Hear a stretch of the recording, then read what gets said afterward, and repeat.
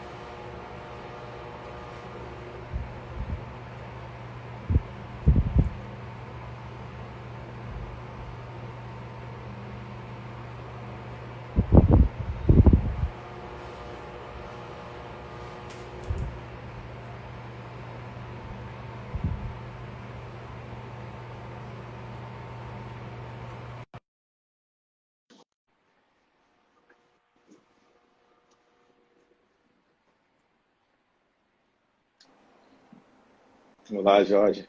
Olá, Bruno. Boa Boa tarde, tudo bom? Boa tarde. Consegue me ouvir bem? Sim. Você, tudo bem? Tranquilo Dá para também. ouvir e visualizar tranquilo? Ah, dá sim. E vocês aí, Ótimo. pessoal? Conseguem ouvir bem a gente?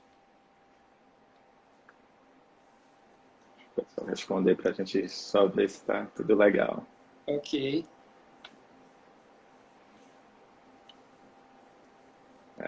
Eu acho que tá, eu acho que tá tudo certo. Acho que a gente pode começar. O pessoal vai chegando, né?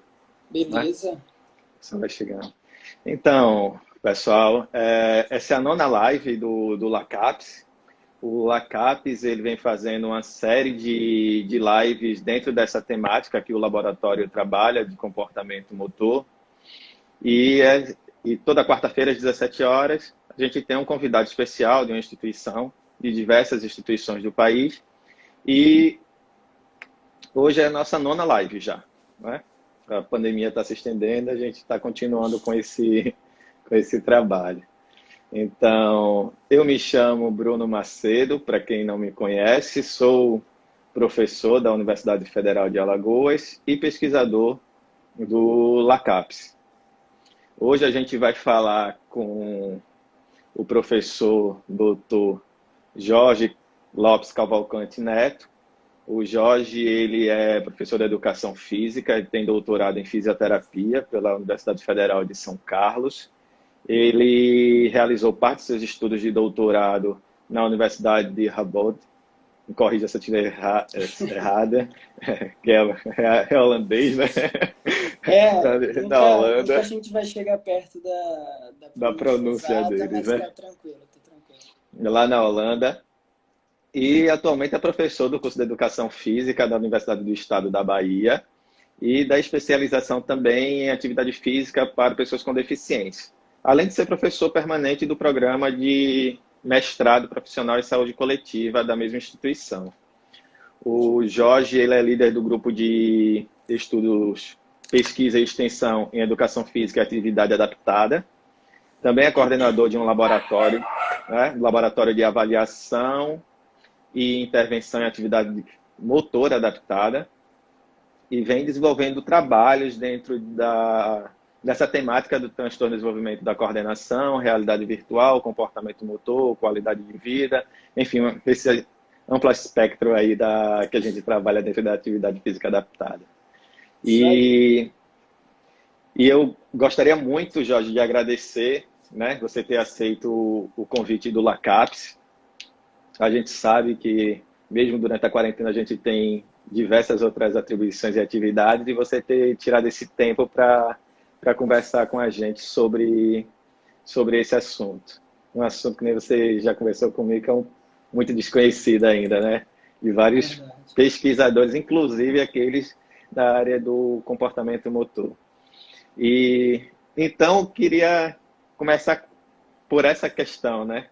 O que é o transtorno do desenvolvimento da coordenação? Explica para a gente. Ok. Também, em primeiro lugar, gostaria de agradecer pelo convite a você, Bruno, e ao grupo de pesquisa, o LACAPS, né? Tá certo? Isso.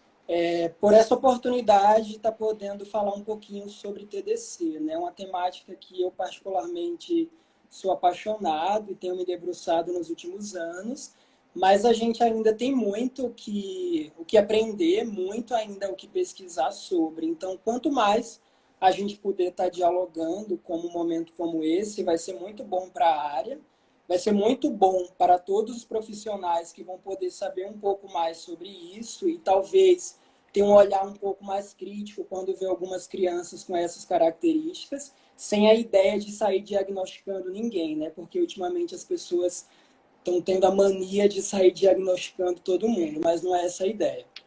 E também agregar conhecimento para a área, né? Porque, assim, infelizmente é uma área que ainda é muito pouco pesquisada, apesar do TDC ser muito prevalente nas nossas crianças. Então, seguindo aí o primeiro norte dessa live, basicamente o TDC, né, é a sigla para se referir ao transtorno do desenvolvimento da coordenação. Então, o que seria o TDC? O TDC ele seria uma desordem nas habilidades motoras, tá? E essas desordens das habilidades motoras, elas podem ser tanto na aquisição dessa habilidade motora, de alguma habilidade motora específica, né? Porque justamente essa criança ela vai ter uma dificuldade de processar a informação motora e, consequentemente, responder de uma maneira ideal para determinada tarefa. Então, basicamente, é uma alteração no neurodesenvolvimento da criança que afeta essa aquisição e, consequentemente, o refinamento das habilidades motoras. Então, assim, em termos gerais, seria isso. Tá? Uhum. E a gente já tem uma causa definida para isso. Eu andei lendo um pouco e vi que provavelmente se trata de uma lesão cerebral. Mas eu acho que há controvérsias ainda na literatura, não é isso? Na verdade, a gente não tem uma etiologia muito bem definida na literatura, né? Então, a gente hoje tem alguns estudos que apontam alguns possíveis fatores de risco para alguém, principalmente para uma criança, ter maiores chances de desenvolver o TDC.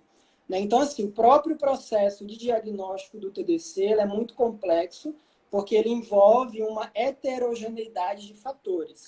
Então, realmente, a gente vai ver crianças com diferentes perfis.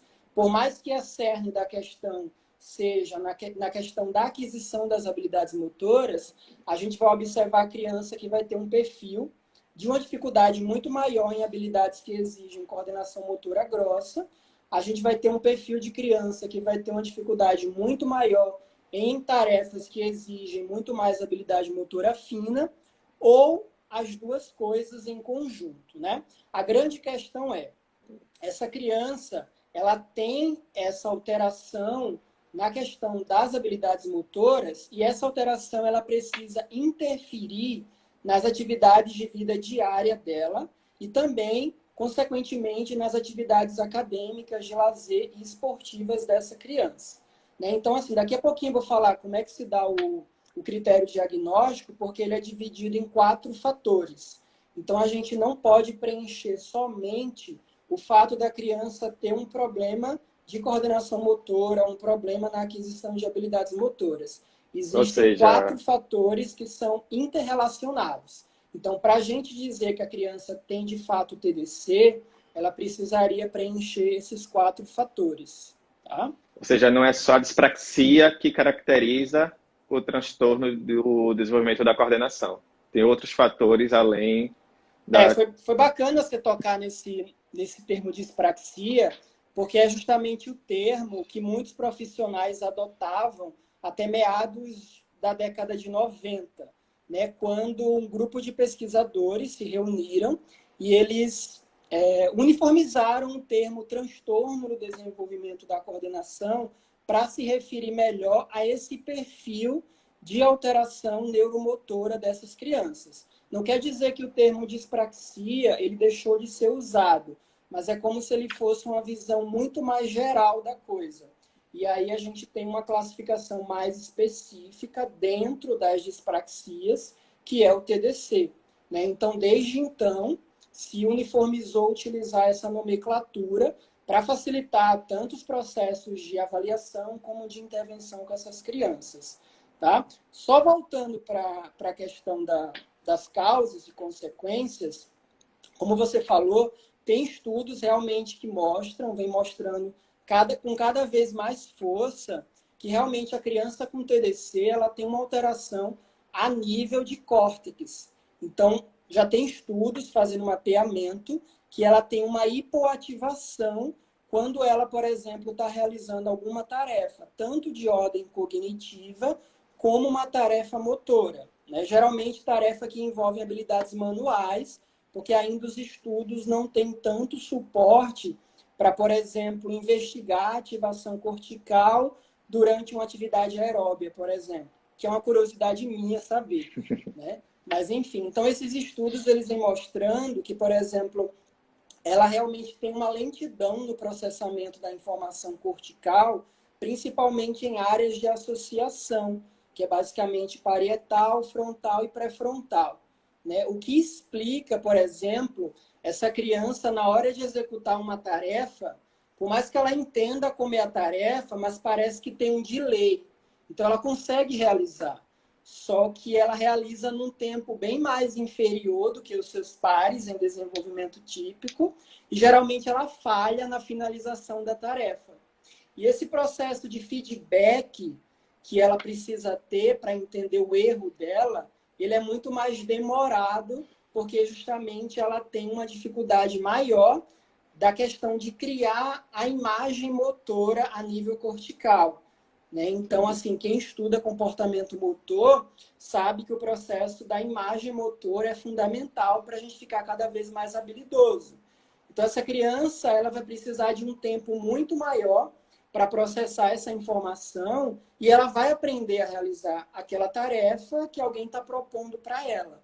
Só que aquela tarefa vai estar cheia de desafios. E aí onde chega o grande problema, né? Porque somos seres sociáveis. Aquela criança vai estar em grupo, na família, na escola, que vai estar sendo observada e julgada a todo momento. Então, aí é que está a grande questão, né? Então, hoje, o entendimento do TDC, ele está dentro de uma concepção que a gente diz que ela é biopsicossocial e dinâmica, né? Porque, por exemplo, um problema motor dessa criança interfere na questão dela se sentir confiante em fazer atividades em grupo, que é o que a maioria das crianças em idade escolar faz. Então, por exemplo, as aulas de educação física, as brincadeiras de recreio, as brincadeiras no playground. Então, todo aquele momento ali, ela está vendo que ela não consegue realizar com a mesma precisão que os seus pares. E aí, criança é natural julgar a outra, brincar com a outra e tudo mais. E aquilo vai se acumulando ao longo do tempo e faz com que essa criança ela acabe evitando fazer parte de atividades em grupo, principalmente atividades esportivas. E se, por exemplo, professores de educação física como nós, e principalmente quem está na escola, não se atentar para essas questões, essa criança vai perder, talvez, em muitos casos, as poucas únicas oportunidades que elas têm de explorar o seu repertório motor, né?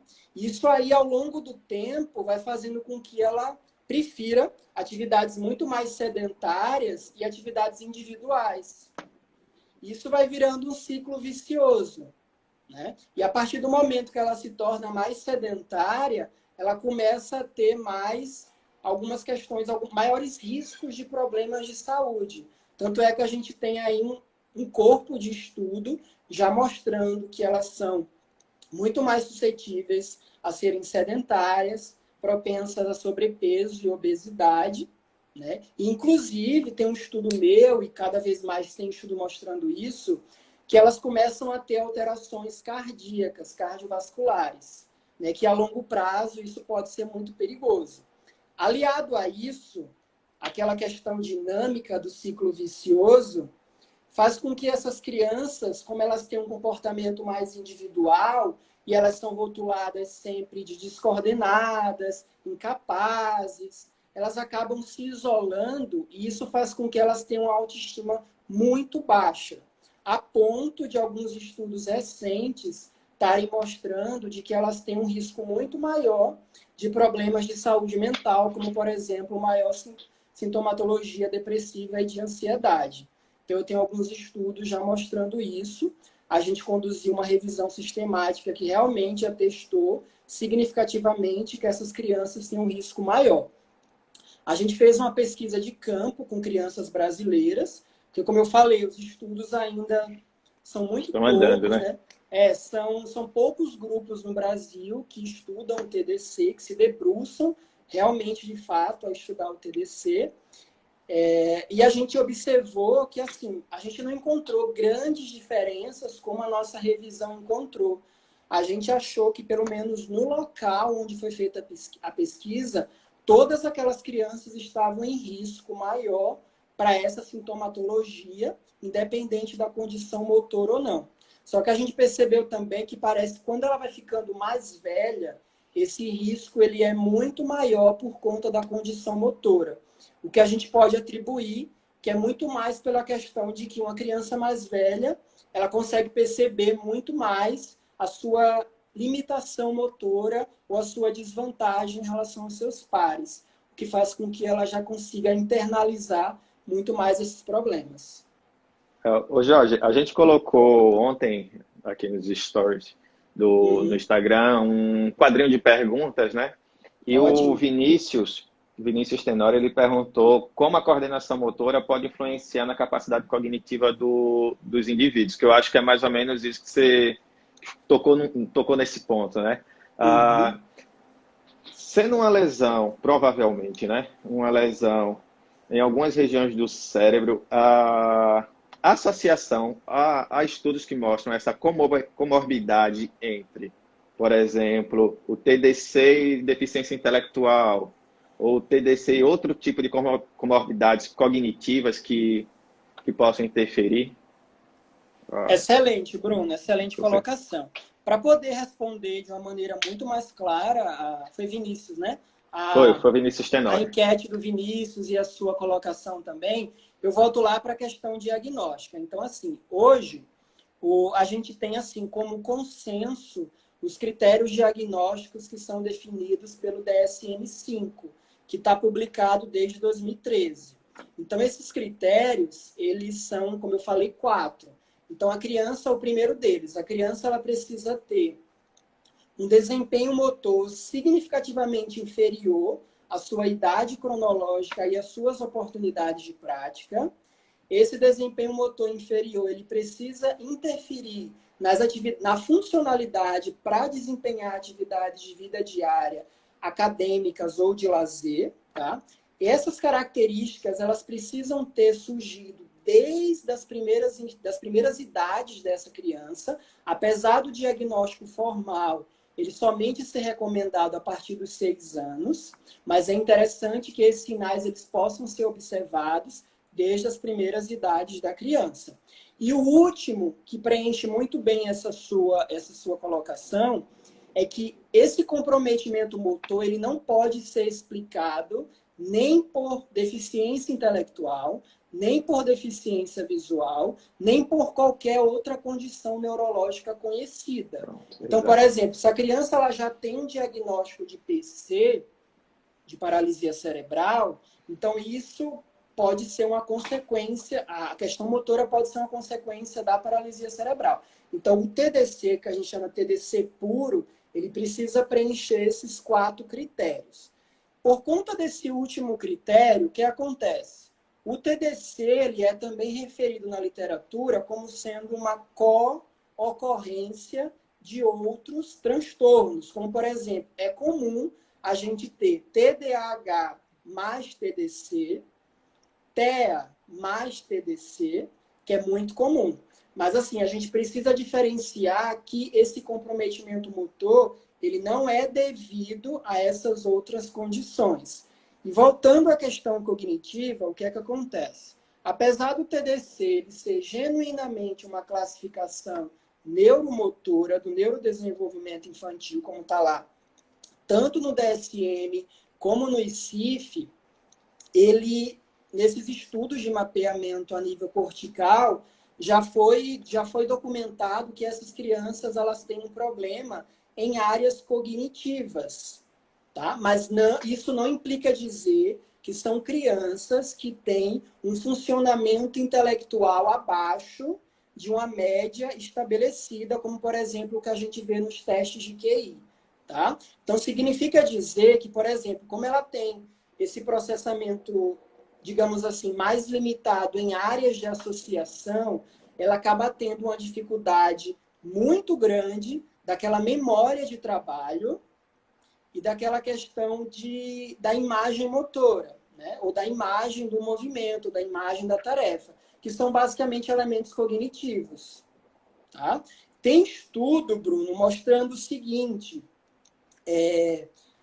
alguns estudos que testaram, por exemplo, o desempenho motor de crianças que tinham um diagnóstico de deficiência intelectual e o desempenho motor de crianças que tinham um diagnóstico do TDC. Apesar daquela criança com TDC não ter uma deficiência intelectual, em algumas tarefas ela se sai até inferior àquelas crianças que têm deficiência intelectual. Por conta disso, ela realmente sabe o que é para fazer, sabe como é a tarefa, mas é como se aquele delay na hora de dar a resposta não permitisse com que ela executasse da maneira que a gente espera que a maioria das crianças naquela faixa etária, naquela condição realize. Então, Isso assim, é basicamente essa questão. Isso é interessante porque o contrário também é verdadeiro, né? Nem toda pessoa com deficiência intelectual terá TDC. Então, nem todo mundo com TDAH terá TDC. Sim. Então, a gente já respondeu até algumas perguntas que o pessoal fez aqui. Vocês vejam aí que tem um quadrinho com interrogação. Então, quem quiser fazer pergunta, pode fazer aí que eu estou lendo, tá? Eu tô subindo aqui quando a gente está conversando, eu estou lendo. Uma coisa que me chamou muita atenção é a prevalência de TDC. Porque, como a gente está conversando, né, é algo que vem sendo pouco estudado, porém, a gente tem uma variedade aí de estudos mostrando diferentes prevalências. No cenário internacional, os estudos mostram uma prevalência entre 6% e 10%. Estudos daqui no Brasil já encontrou uma prevalência até de 36%, né? 36% é bem alto, né? Aí eu já emendo duas perguntas, né? É tão comum assim TDC e a gente não está sabendo, não está conseguindo diagnosticar a tempo essas crianças e agora, com o melhor esclarecimento, isso está surgindo, né, mais claramente aos nossos olhos, ou a gente tem ainda alguns problemas nesse diagnóstico, como, por exemplo, os instrumentos que são utilizados para fazer, né, esse diagnóstico, essa avaliação motora, eles não são os mais adequados, por exemplo. Como é que você vê essa questão da prevalência, né, e essa disparidade toda que a gente encontra na literatura? Excelente, Bruno, excelente colocação. É o seguinte, quando a gente vê estudos de prevalência de TDC, a gente primeiro precisa se questionar. Aquele estudo, ele está realmente diagnosticando o TDC, ele está seguindo os 4 critérios diagnósticos do DSM, porque o que é que a gente vem observando? A gente vai observando que tem estudos que trabalham com o que a gente chama de sinais indicativos de TDC, estudos que falam realmente de TDC, estudos que falam de provável TDC. Então, existem diferentes nomenclaturas. Por quê? Bruno, são 4 critérios, como eu falei, que são estabelecidos atualmente. Então, assim, o que a gente tem de recomendação é que, pelo menos, a gente tente seguir os 2 primeiros critérios para, pelo menos, dizer que aquela criança é um provável TDC. Tá? Então, assim, para cada um desses critérios, a gente tem um instrumento que é recomendado na literatura como sendo um instrumento ideal. Não quer dizer que ele é perfeito, mas como muitos pesquisadores ao redor do mundo têm utilizado, e os processos de validação têm dado muito certo, esses instrumentos eles são recomendados. Por exemplo, Para o primeiro critério, que é para identificar a questão do baixo desempenho motor, existem 2 instrumentos padronizados na literatura. O primeiro deles é a MABC, que é a Movement Assessment Battery for Children, que hoje tem a sua 2ª edição. E além disso, tem o BOT, que é Brunick-Zolzewski Test. Tá? Então, esses 2 testes, eles são os mais recomendados na literatura, inclusive os padronizados nos guidelines que são produzidos por uma equipe de trabalho internacional. Então, assim, não quer dizer que você não possa usar um outro teste para avaliar a condição motora de criança, mas aí você vai ter muita dificuldade em afirmar que aquela criança é TDC. Então, eu sugiro, e a própria literatura sugere, que a gente use algum desses outros termos, como sinais indicativos, provável TDC. Então, quando a gente olha essas prevalências, a gente primeiro precisa observar isso. É realmente TDC?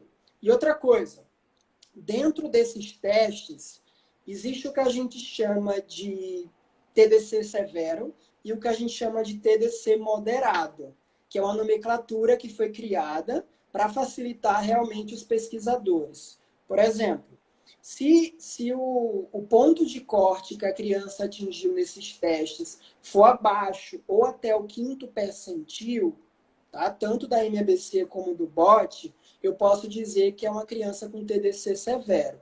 O que é uma criança com TDC severo? Significa que ela é TDC, e por mais que você treine aquela criança, mas ela nunca vai deixar de ser TDC. Ela vai melhorar a condição motora dela, mas assim, como é um transtorno, e transtorno não tem cura, e a gente sabe muito pouco sobre a etiologia, não é que nenhuma doença que a gente trata com remédio e ela acaba. Então, isso ameniza as consequências que eu falei em toda a questão de qualidade de vida, saúde mental dessas crianças. Mas ela nunca vai sair dessa classificação, desse percentil. Acima disso e até o 16º percentil, a gente tem o que a gente chama de moderado TDC. Tá? Então, é criança que geralmente, quando você faz uma intervenção, ela pode sair dessa zona de risco. De repente, ela está dentro de uma outra classificação que não tem comprometimento motor. Só o que acontece? Você é pesquisador e a gente sabe que nem sempre a gente consegue aquele N amostral que a gente queria para fazer um estudo robusto. Então, para facilitar isso, a gente consegue utilizar, por exemplo, menor que 16º percentil e classificar como um TDC, incluir dentro de um grupo para realizar um estudo de intervenção, por exemplo, e ter um N maior. Só que os últimos estudos que a gente tem feito, a gente tem se preocupado em subclassificar em moderado e em severo TDC. Isso ajuda muito a gente a entender. E clinicamente isso é muito importante. A diferença é grande, clinicamente. A diferença é grande, né? Mas, assim, principalmente essas crianças que estão abaixo do 5º percentil, são realmente crianças que a gente precisa se atentar desde a primeira infância. Tá? Entendi. Então, eu não sei se eu consegui responder tudo da pergunta, mas enfim. Sim. Acho que era isso. Aqui no Brasil, eu vejo muito o pessoal utilizar a escala de desenvolvimento motor do Rosa Neto, né? Que, assim, foi durante muito tempo amplamente divulgada para avaliar não só a coordenação, mas outros aspectos psicomotores. E os trabalhos usam essa escala que não é específica para TDC e terminam citando problemas de TDC, né? Isso que você estava falando, né? Que não são instrumentos específicos, né? Pode até servir como um possível de rastreamento, né? Instrumento de rastreamento, mas não são instrumentos específicos de TDC. E talvez por isso essa discrepância na prevalência. É isso? E outra coisa também, às vezes os pesquisadores apenas avaliam o desempenho motor da criança e não preenchem os outros 3 critérios. Como eu falei, esse desempenho motor precisa estar interferindo em alguma daquelas áreas. Ele tem que ter surgido obrigatoriamente nas fases iniciais de desenvolvimento da criança e a gente tem que eliminar aquelas outras condições lá. Então, geralmente, para preencher o critério 2, a gente usa um questionário padronizado, que ele é chamado DCDQ, com os pais. Os pais, eles respondem baseado em uma série de comportamentos motores observáveis na rotina da criança. Geralmente, os últimos 2 a gente preenche, se tiver disponível, né, uma avaliação com um profissional específico para eliminar qualquer uma outra condição, tá, que possa estar interferindo na questão motora. E, geralmente, a gente faz uma entrevista com os pais também. E é recomendado que se aplique também um teste de QI, quando possível. Ok. Jorge, ainda nessa questão dos instrumentos, eu vi que um dos últimos artigos que você publicou agora, você escreveu sobre a validação de a construção de um teste de aptidão relacionado à habilidade motora para crianças que vivem em condições de poucos recursos, não é isso? Isso. Esse estudo foi publicado esse ano, né? Esse ano, acabou de sair. Na Research in Development Disability. E queria que você falasse um pouquinho mais sobre essas condições, porque às vezes a gente está lá numa escola, enfim, né? Esses instrumentos não servem só para pesquisa, mas servem para nortear o trabalho dos professores de educação física, né? Assim eles queiram. E aí, eu achei interessante porque é dentro de uma situação de poucos recursos. Fala um pouquinho sobre esse estudo pra gente. Obrigado, Bruno, por ter mencionado o artigo, né, e o trabalho, assim. É muito bacana isso, porque uma avaliação motora, como você falou, ela não precisa ser somente para a gente fazer uma pesquisa. A gente pode ter uma ferramenta acessível no nosso dia a dia, na nossa prática pedagógica, na nossa prática terapêutica, né? E quanto mais acessível for esse instrumento, melhor, né? A gente pode estar acompanhando melhor, de maneira mais sistematizada, toda aquela intervenção que a gente faz com aquela criança. O que acontece? Eu fiz esse estudo junto com 2 grandes pesquisadoras, que são das maiores nomes hoje no mundo sobre TDC, que é a professora Bauwijn Smits-Engelsman e a professora Dorothy Jelsma. Ambas são holandesas. A primeira, a Bauwijn, e a Dorothy também, elas têm uma vasta experiência com TDC, e principalmente a professora Bauwijn, ela tem uma experiência assim, muito grande na África do Sul. Então, ela hoje é professora emérita e ela hoje faz pesquisas com essas crianças na África do Sul. Então, similarmente ao Brasil, as crianças na África do Sul e as escolas da África do Sul também têm muito poucas condições, muito poucos recursos, né?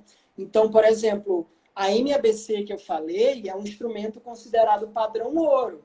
Mas se você for ver hoje em reais, ela é mais de 6 mil reais. Então, assim, a gente também precisa se perguntar, para que eu preciso comprar uma MABC? Tudo bem, se eu tenho um laboratório, se eu tenho recursos para fazer pesquisa, ótimo. Mas se eu estou na escola, se eu tenho uma clínica de fisioterapia, de reabilitação com terapia ocupacional, enfim, para que eu preciso comprar aquele instrumento? É só para estampar na parede da minha clínica e tudo mais?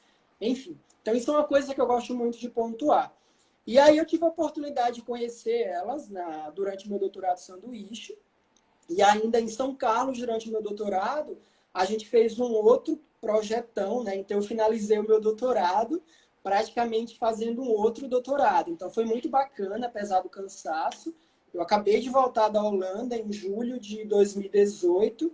Em setembro de 2018, a gente iniciou essa outra pesquisa, que era uma outra pesquisa de intervenção. Então, a gente fez uma pesquisa e nessa pesquisa a gente tinha, assim, um guarda-chuva de variáveis, né? Então, uma dessas variáveis, na verdade, várias dessas variáveis, elas estavam compondo a criação de um novo instrumento desenvolvido pela professora Bauwijn, que é intitulado PERFIT, porque, assim, devido à vasta experiência dela, ela observou que muitos testes, apesar de eles contemplarem muito bem o que eles se propõem a avaliar, mas nem sempre ele dá conta de ver tudo e nem sempre está acessível. Então, a ideia dela era criar um teste baseado em todas as limitações que os outros testes já tinham, para não cometer as mesmas, e criar tarefas acessíveis que pudessem dar a mesma fidedignidade que os testes padrão disponível. E aí ela criou esse teste, né? A gente fez uma vasta coleta em São Carlos. E aí, como ela conhece muito o Brasil, ela já veio várias vezes ao Brasil, ela tem essa noção, diferente de muitos instrumentos, que o Brasil ele é um país continental e que ele tem várias diferenças que implicam no comportamento motor das crianças. E aí a gente atualmente está coletando dados em várias regiões do país para a versão final desse teste ele poder ser uma versão, digamos assim, mais equitativa para a realidade das nossas crianças e para a realidade das crianças sul-africanas, porque também está sendo validado lá. E aí a gente publicou os primeiros resultados e a gente atestou que, por exemplo, ele tem a mesma precisão que muitos testes considerados padrão ouro. Então, significa dizer que é possível um professor de educação física que está na escola utilizar o PERFIT, esse teste, para ter um diagnóstico motor da sua criança até muito perto do que a gente tem hoje nas classificações de TDC. Então, lógico que está em desenvolvimento, a gente toda hora está ajustando os pontos de corte, porque o estudo de validação realmente leva muitos anos, mas a gente está muito contente com os resultados, inclusive qualquer pesquisador que tiver interesse de receber o manual inteiro, é só entrar em contato nesse estudo que foi publicado na Research in Development Disabilities, tem um link lá para entrar em contato e tudo mais. O manual é em inglês, a gente está trabalhando na tradução e adaptação dele para o contexto da língua portuguesa. Então, breve ele também vai estar disponível em português. Tá? Mas é uma opção aí muito bacana e acessível. Eu acho que o melhor é isso, né? Que ele vai se tornar acessível aos professores, de maneira geral, né? As pessoas que podem aplicá-lo. Pessoal, o Douglas, professor Douglas, ele está, ao tempo que o Jorge vai falando, ele está colocando aí nos comentários o nome dos instrumentos. Enfim. Excelente. Dá uma olhada aí, cola essa barra aí de comentários, que tem muita coisa que o Douglas está postando aí. Que aí vocês salvam, tiram um print, enfim, e depois vai buscar, né? Porque a gente falando assim, às vezes é um pouco mais rápido, né? O pessoal não pega são tanto. nomes também bem difíceis então, e tal. Então, para pegar rola de aí essa primeira, barra, rola aí essa barra de comentários que o Douglas está postando aí. Ô Jorge, identificado o TDC, quais as consequências, né? O Luiz Fernando, ele perguntou isso ontem. Quais as consequências do TDC no estilo de vida das crianças? O que é que isso traz? Você já falou um pouco, né? Algumas comorbidades, sedentarismo. Mas como é que a gente podia falar? Há outras complicações, enfim, outras mudanças no estilo de vida dessas crianças que são marcantes e podem acarretar mais problemas? Então, assim, como eu falei no início, o TDC ele é muito heterogêneo. Então, assim, a gente tem tentado, eu falo a gente, o meu grupo de pesquisa na Bahia, junto com o pessoal de São Carlos, que tem uma equipe muito boa, que a gente continua trabalhando, junto com o pessoal da Holanda, junto com o pessoal da África do Sul. Então, a gente vem dialogando, investigando dentro de vários contextos de vida, né? Então, não sei se é de conhecimento de todo mundo, mas o ideal, principalmente quando a gente trabalha com criança e que tem alguma alteração da funcionalidade, que a gente trabalhe dentro da perspectiva da Classificação Internacional de Funcionalidade de Saúde, que é a CIF. Então, a gente vem tentando entender todos os domínios da CIF. Por exemplo, estrutura e função, atividade, participação, fatores ambientais e fatores pessoais. Então, a gente, só para dar um exemplo, Bruno, por exemplo, se a gente pensar, uma paralisia cerebral, ela compromete muito mais do que um TDC. Né? Então, assim, alguém vai morrer por conta de TDC? Não. Talvez seja por isso que o TDC ainda não é tão conhecido. E que, por exemplo, por mais que ele não... Tipo, não vou morrer porque eu tenho TDC. Mas isso impacta muito na minha qualidade de vida. Então, tem estudos mostrando que não é só durante a infância, isso perpassa na vida adulta. A implicação é tão grande que, por exemplo, como eu falei, vai virando um ciclo vicioso. Então, a gente reflete isso na vida adulta. Alguém que, por exemplo, vai passar por uma porta e sempre bate o ombro, o cotovelo, né? Sei lá, tem um obstáculo, ele vai tentar levar uma perna para o obstáculo e bate o pé e cai. Alguém que cai fácil por qualquer coisa. Aquela figura clássica de alguém sentar numa cadeira e desmontar porque ela não consegue manter aquela estabilidade da postura por muito tempo. A gente vê também aquele adulto que para aprender a dirigir é um processo muito longo. Então, geralmente, ele é reprovado na primeira, na segunda, na terceira prova da autoescola. Então, imagina, são adultos cheios de problemas, cheios de interferências na sua relação com o mundo ou na sua autorrelação, porque realmente são adultos mais introspectivos, com problemas emocionais também. E assim, como eu falei lá no início, a paralisia cerebral, de maneira geral, ela parece interferir muito mais. Mas tem estudo mostrando que a qualidade de vida de crianças com TDC ela é inferior à qualidade de vida de crianças com paralisia cerebral. E também até inferior a casos de criança que tem doenças crônicas como um câncer, por exemplo. Então a gente pode pensar o seguinte, uma criança que tem uma paralisia cerebral, uma criança que tem um câncer e tal, não estou aqui desmerecendo essas Valorando, condições, né? não. Mas, assim, elas recebem um suporte, sabe? Então, elas recebem uma assistência. Então, imagina a criança com TDC a vida inteira, pegando um objeto dentro de casa e quebrando o objeto. E sendo rotulada e sendo cada vez mais recebendo palavrões e coisas do tipo dos seus pais. Então, ela vai crescendo com aquilo e a qualidade de vida dela realmente fica muito, muito comprometida. Né? Isso também pode ser externalizado na vida adulta.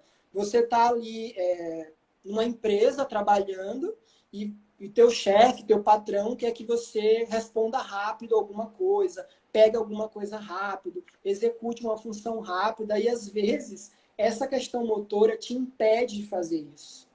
Né? Então, Isso imagina, é um processo que, como eu falei, é um ciclo vicioso, né? E que é é interessante, né? despercebido, né? Passa Porque despercebido. essas crianças, por sofrer muito, por exemplo, na escola, podem até apresentar níveis de escolaridades, abandono escolar maior, né? E aí Sim. eu termino caindo em trabalhos braçais, que exigem muito da minha coordenação. Então, esse ciclo ele parece, né, interferir Agora, muito na assim, qualidade de vida. é interessante isso, porque, assim, geralmente crianças com TDC puro são crianças muito inteligentes, tá? Cognitivamente são crianças muito inteligentes. Só que, assim, geralmente a grande implicação na sala de aula não quer dizer que ela não entenda um conteúdo, por exemplo. Mas imagina, como é o modelo de escolarização clássica. O professor escreve no quadro, aí o aluno precisa escrever aquilo no caderno, porque a professora vai apagar. Geralmente não dá tempo dele escrever porque ele escreve mais lento. Ele geralmente tem uma pegada muito mais, que emite muito mais força, enquanto ela poderia ser mais delicada, porque ele não consegue controlar essa questão do tônus, né? Então E pode apresentar é bem disgrafia complicado. também, Jorge? Essa Pode, criança? pode. Dislexia também, tá? Mas assim, são poucos os estudos ainda sobre isso, Bruno. Tá. O Yongni, desculpa se eu errei o nome, mas ele perguntou o seguinte: se quanto mais cedo eu faço diagnóstico disso, melhor seria para o sujeito, né? Eu acho que sim, né?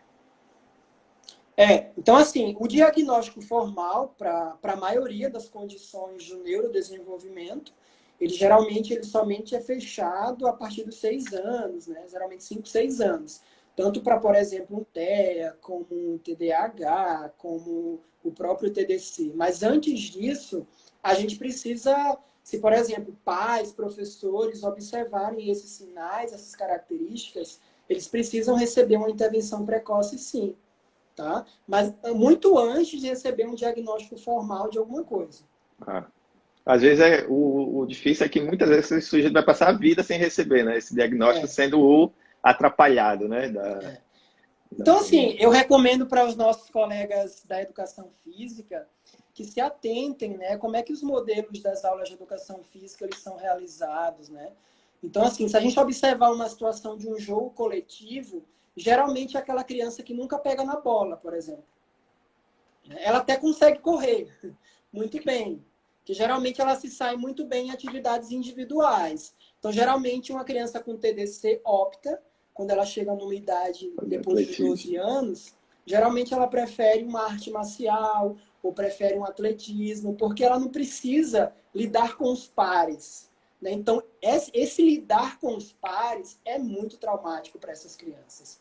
Só que a gente também observa que tem crianças que têm um perfil de resiliência muito mais forte do que outras crianças. Isso é uma coisa também que tem que ser pontuada.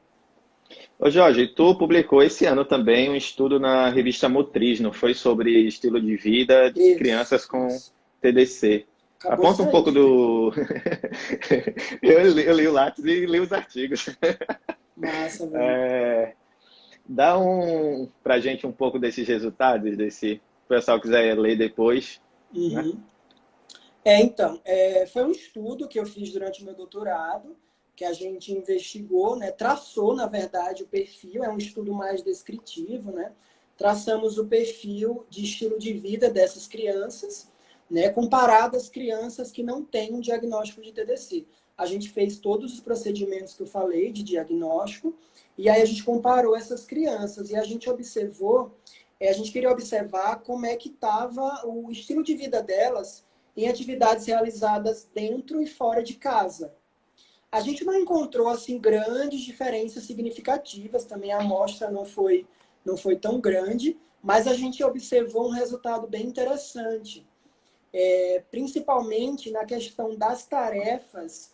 Eu vou chamar aqui de tarefas domésticas, mas seriam aquelas atividades que são realizadas em casa, geralmente as ajudas que as crianças fazem com os adultos, com os pais. E a gente parece perceber que essas crianças elas se envolvem menos nesse tipo de atividade do que as crianças que não têm TDC.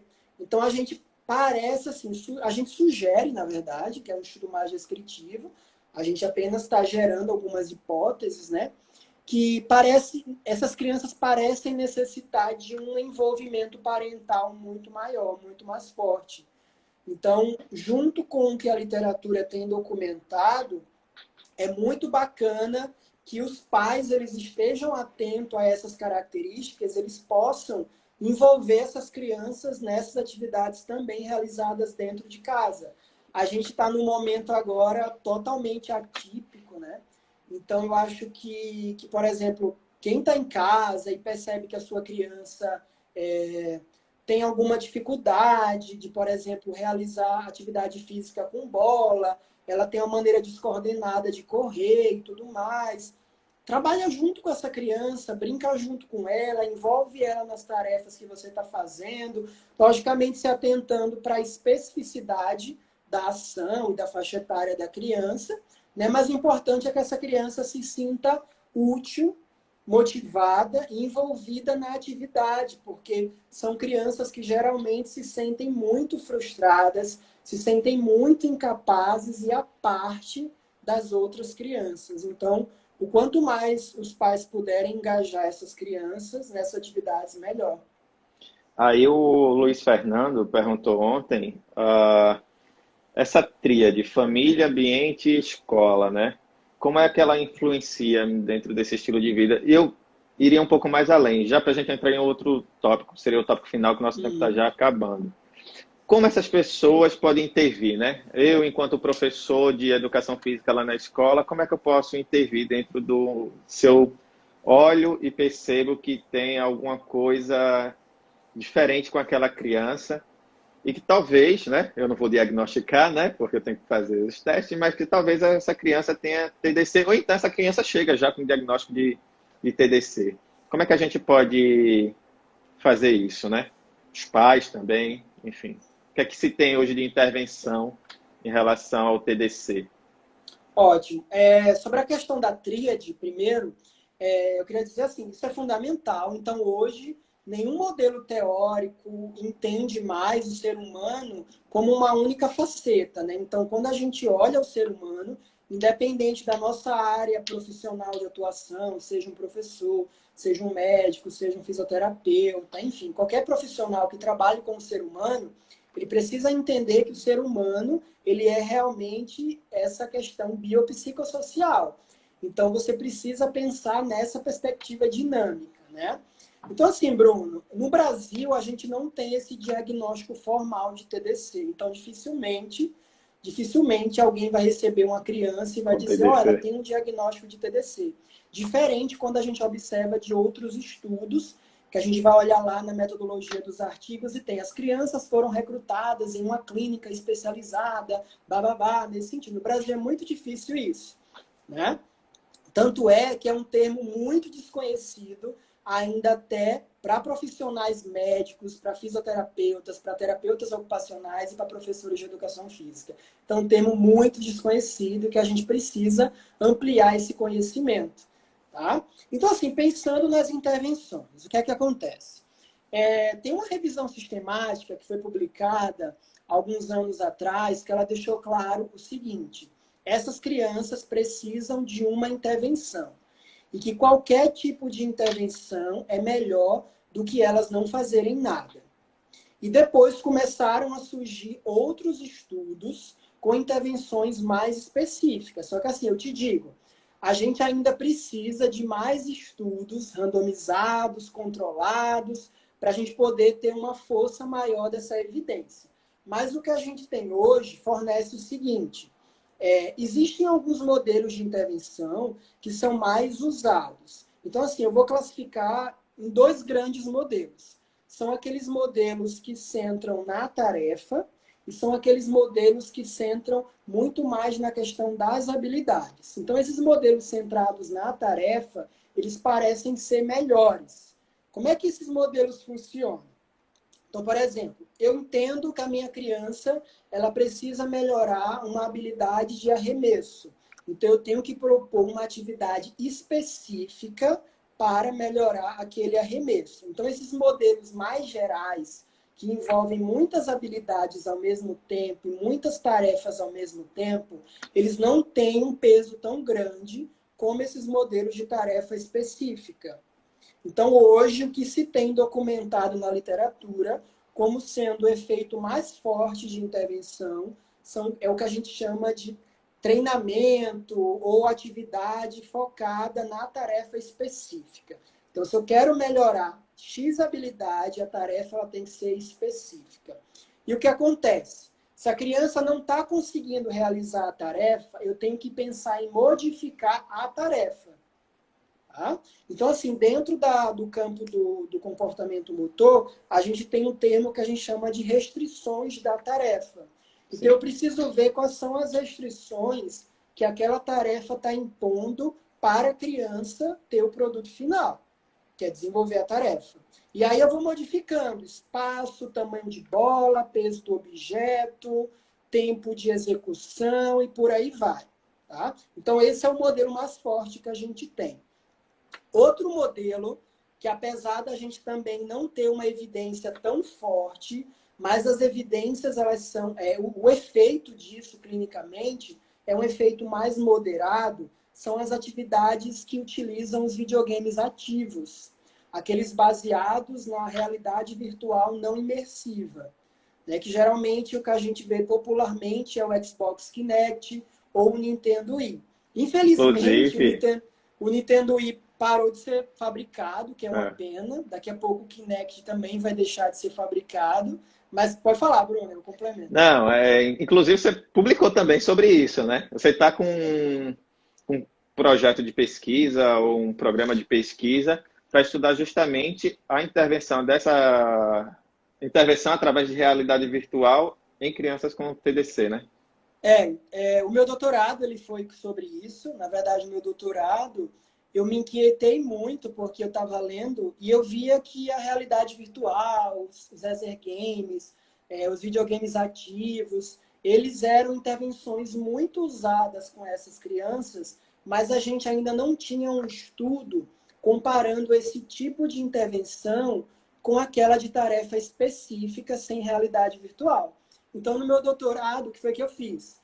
Eu tive 2 protocolos de intervenção, as mesmas atividades, e aí eu comparei esses 2 tipos de intervenção. Não teve diferença significativa, as crianças melhoraram em ambas as intervenções, mas o efeito clínico da tarefa sem o videogame ela foi maior. não significa dizer que os active videogames, os videogames ativos não funcionam, tá? Só que assim, o que é que eu trago como recomendação e o que é que os autores que trabalham com realidade virtual e TDC traz como recomendação?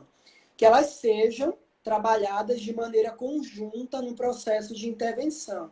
Então, por exemplo, é uma opção a mais para essa criança. Principalmente, a grande questão da realidade virtual desses videogames é que eles trazem um feedback imediato para essa criança. Eu falei no começo que essas crianças têm uma dificuldade do modelo interno, de ter a imagem motora. O videogame potencializa isso de uma maneira muito mais rápida, né? Então, tem um estudo nosso que a gente está analisando que está fornecendo uns resultados bem interessantes desses efeitos do videogame para outras variáveis também. Então, logo que for publicado, eu vou estar divulgando. Mas, assim, legal, não quer dizer que o videogame tem os efeitos mais fortes, mas eles funcionam, e principalmente porque é uma questão motivadora para essas crianças. Tá? Ela consegue corrigir o erro ali quase que instantaneamente. Então, isso é muito bacana, né? Esses videogames hoje são muito mais acessíveis. E assim, como sugestão, né, para quem está em casa com uma criança dessa, se tiver à disposição um equipamento desse, seria muito bacana delas estarem estimulando aí o repertório motor. Ô Jorge, a gente está acabando já o nosso tempo de live, porque 1 hora parece que cai a live aqui. Corta, né? E aí a gente está terminando aqui. Você está na Universidade Estadual da Bahia, né? Universidade do Estado da Bahia, no Campus 4. A gente tem vários alunos aqui, que nem eu falei no início, para quem não estava presente na live. O Jorge é professor de Educação Física na UNEB, né? UNEB, isso. Na UNEB, né? E de especialização também, atividade motora adaptada, é isso? Lá? Atividade física para pessoa com deficiência. Para pessoa com deficiência. E também é professor do programa de mestrado. Então, pessoal, não sei se o Jorge tem algum e-mail para deixar para o pessoal entrar em contato, ou se podem entrar em contato direto pelo Instagram dele aí via direto. O Jorge é bem acessível, tá? Não, sou tranquilo. Meu e-mail é jorgelcneto@hotmail.com. Mas quem tiver dúvida, quiser trocar ideia, pode mandar mensagem no Instagram também que eu respondo. Então é uma ótima oportunidade. O LACAPS vem trabalhando com comportamento motor. Eu acho que a gente ainda não entrou nessa seara de analisar, né, distúrbios motores específicos. Então, mas provavelmente a gente vai caminhar para isso, até porque é um interesse meu, né, pesquisar isso. Aí, Bruno. Vamos sim, tá? E aí, só tenho a agradecer a sua participação, Jorge, na nossa live. Eu acho que foi enriquecedor para os nossos alunos. Para mim, pelo menos, foi muito. Aprendi muito sobre TDC, né? Como você mesmo falou, é um termo desconhecido e confesso que, apesar de trabalhar com pessoas com deficiência, né? Trabalho mais com isso, mas é um termo novo. Então, eu estava usando muito o termo mais antigo, mas, de qualquer maneira, eu aprendi bastante. Os alunos que tiverem interesse, manda um e-mail para o Jorge, manda uma mensagem, tenta encontrar. Vamos tentar fazer algumas reuniões aí para tentar estreitar esses laços de pesquisa. Arapiraca que é a universidade, né, o campus onde o LACAPS desenvolve suas atividades, é um espaço muito receptivo, né, a firmar parcerias, e o nosso grupo também. A gente está, inclusive, fazendo isso, firmando várias parcerias, porque somos quatro professores da universidade, mas tem uma equipe muito grande de pesquisadores no grupo. Então, né, foi um prazer, Jorge. Muito obrigado. Excelente, Bruno. Eu que agradeço. É um prazer estar podendo dialogar sobre TDC, dialogar com o grupo de vocês também. Eu sei da competência sua, do comprometimento seu e do grupo também, de toda a instituição. Né? Sou filho da UFAL também, somos, né? Então é sempre um prazer estar dialogando com vocês e estou sempre à disposição e disponível para trocar ideia, fazer parceria e estar podendo contribuir de alguma forma também com os trabalhos de vocês. Então, eu que agradeço também por essa oportunidade. Tá Tá bom. bom? Obrigado. Tchau, pessoal. Valeu!